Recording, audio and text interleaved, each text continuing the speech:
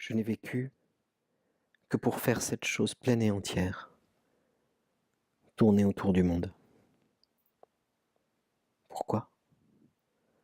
Tourner autour du monde reste pour moi un inépuisable magasin d'aventures. Quand toutes les pensées de l'homme se rabattent sur des choses terre à terre, le plaisir de partir en mer prend une valeur infinie. Cette explication est nécessaire car elle éclaire mon métier depuis le milieu des années 70. Faire le tour du monde à la voile, c'est aller voir de près l'exactitude du décor sur la croûte terrestre et, comme un chat, marcher en équilibre sur toutes les gouttières du monde.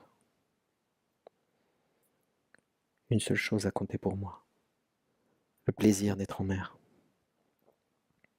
J'ai fait ce métier parce qu'il était aussi à ma portée et que je me suis donné du mal pour le faire le mieux possible. Faire le tour de la littérature, depuis Homère les limites sont fixées et indépassables. Fait-on le tour de la peinture? Est-il possible de faire le tour du cinéma, le tour de l'amour pour son prochain? Je ne suis pas vraiment Saint François d'Assise, et encore moins Saint Vincent de Paul. Tour de la souffrance? Allez, un quart de tour tout au plus. Sûrement pas assez de talent pour faire le tour des arts, mais assez d'orgueil pour se soustraire au travail que cela aurait exigé pour s'en rapprocher. J'ai eu suffisamment de rusticité, de caractère en moi, et de ressort pour aller pendant plus de 40 ans faire l'écuyer sur le dos des océans. On me dira que la composition des arguments que j'avance est faiblarde, que tout cela est du pipi de chat. Mais c'est ainsi que sont les choses. J'ai arrangé ma vie pour qu'elle ne me retienne pas à terre. Ne pas se réveiller un matin mangé par les regrets, de ne pas avoir assisté au spectacle des Andes se jetant dans la mer. Glisser de nuit dans la baie de Salvador de Bahia, ou encore remonter l'Amazone, ce sang jaune qui fait battre le cœur de Belém. Ne pas quitter ce monde sans lui avoir rendu la politesse.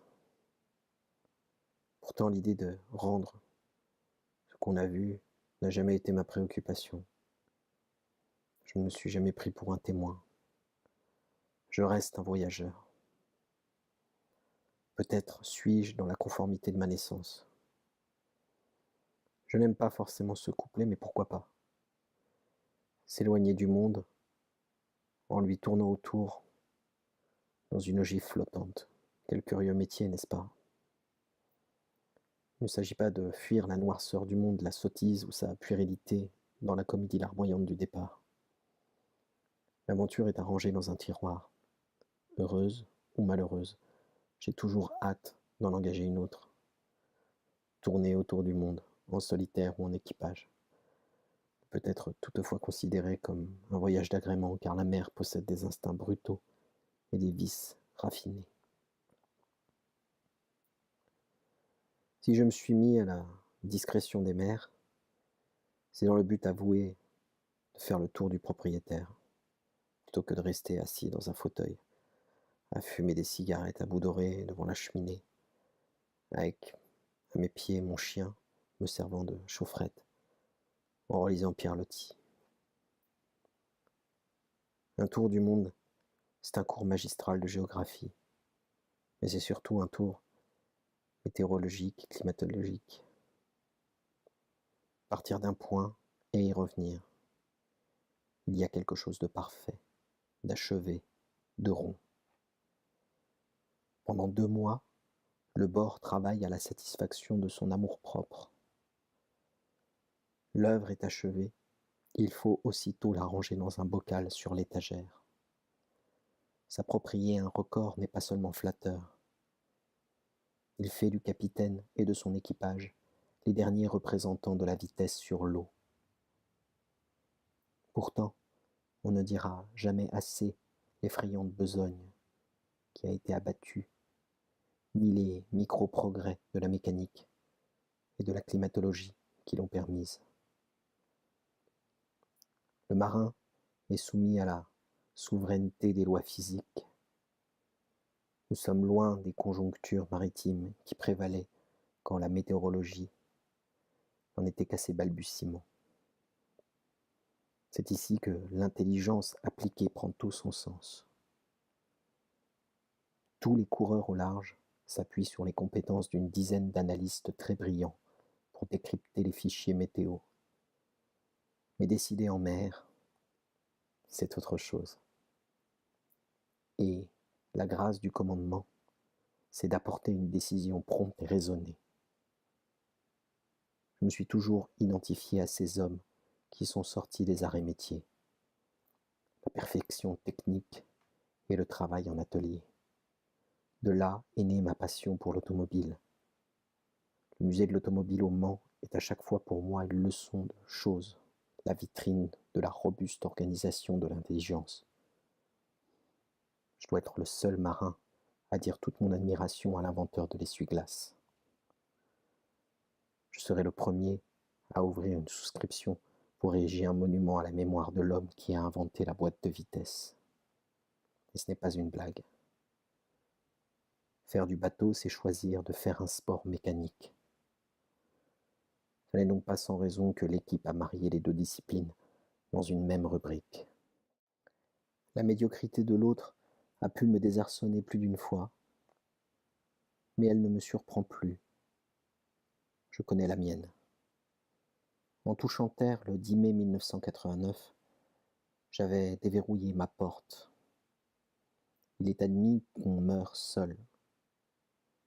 Mais pourquoi la solitude ne serait-elle que les deux extrémités de cette histoire?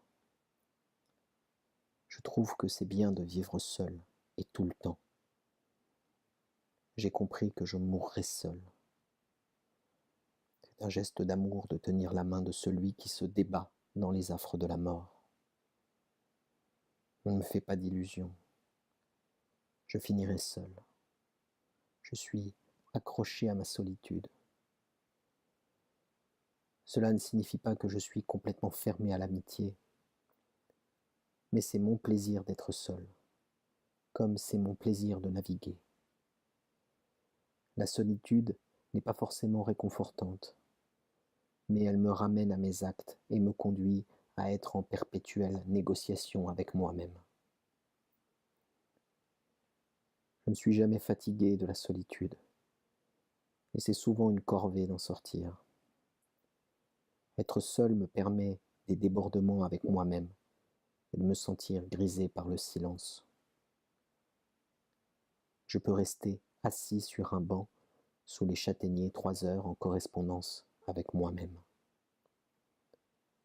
Aucune fatigue et une jubilation intellectuelle au bout du compte. Seul, je brûle d'activité. J'évapore de la pensée en paroles. Un atelier de fumigation à moi tout seul. La solitude me permet de faire passer avec une vertigineuse rapidité images, idées, rêves fous, hypothèses cinglées, parfois fécondes, et ainsi de remonter le film de ma vie. Je peux rester ainsi une demi-journée à la lisière de mes rêves et de mes souffrances. Je suis ramené à moi-même. Que vais-je entreprendre demain? Quel sera mon prochain rêve? Je suis seul avec ma conscience. Tous les deux, nous formons un vieux couple de jumeaux un peu acariâtres qui s'engueulent, boudent et prennent toute la couverture. Seul, je purge mon esprit. Ce n'est pas une satisfaction de soi-même ou un dédain pour les autres. Seul, je fais une copie honnête de ma vie. Il y a un mot que j'aime beaucoup et qui tient sûrement à la minuscule empreinte laissée sur moi par les jésuites. On dira que Dieu a donné des commandements, mais que l'homme n'a pas pu correctement les exécuter. Or, la miséricorde, c'est la tendresse et l'émotion devant l'impuissance de l'autre. Le miserere nobis est l'expression de l'amour.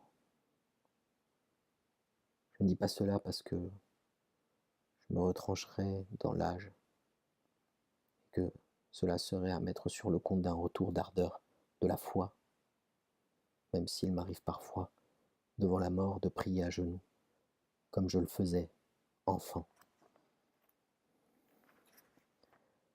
La miséricorde exprime l'impuissance totale de l'homme. La miséricorde est un principe général de conduite à l'usage de ceux qui ne veulent pas abdiquer devant la lâcheté, le doute et la bêtise. La miséricorde permet à l'homme flétri de reverdir. Ma miséricorde est un engrais dont je fais un grand usage.